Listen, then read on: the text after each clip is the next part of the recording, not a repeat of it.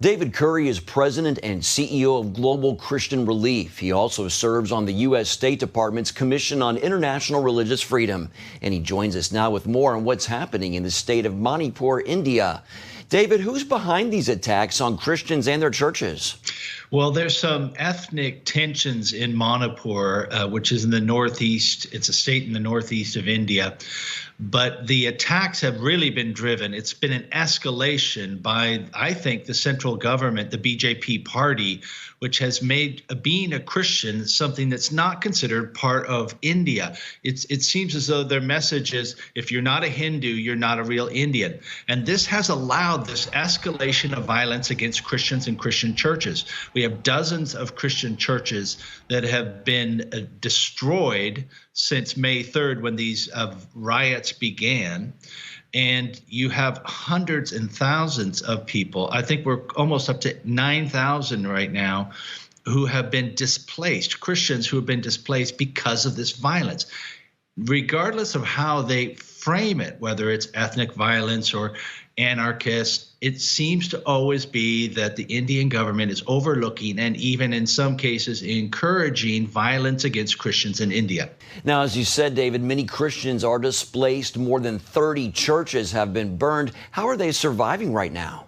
Well, right now they're in shelters. I got some more video feeds. There's people shoulder to shoulder sleeping in shelters, makeshift shelters in some cases. So they're literally just on the run. And this happened just a few months ago in November, December, January in Chhattisgarh, a totally different area. That's why I say that we have to look at the pattern of behavior. In both cases, especially right now in Manipur, we have video evidence that shows the police assisting the rioters in attacking the churches. This is why you have to look at what they do, not what they say. And the central government and the local government seem to be in collusion with rioters that attack Christian churches and individuals. Why is the national government fueling violence against Christians? Well, India is a country that has lots of different languages, lots of different currencies. They've been very pluralistic in many ways. But since 2014, when Prime Minister Modi took over, he's been trying to force a one India vision, one religion, one currency. He's pushing his agenda forward. And that means that Christians and even Muslims have been attacked and pushed out in many cases. Christians are most affected in India right now because of the violence. And there's 65 million Christians there. Many of them are under severe persecution. David, what are you hearing from the Christians there? How is this affecting their faith? Well, their faith is being strengthened in this in many cases. In some cases, people are, just very frightened because the violence seems to come out of nowhere. It's as though they're using any political motive. The baseline of this particular attack started when there was a bill passed that was going to give a special dispensation to a certain group within India.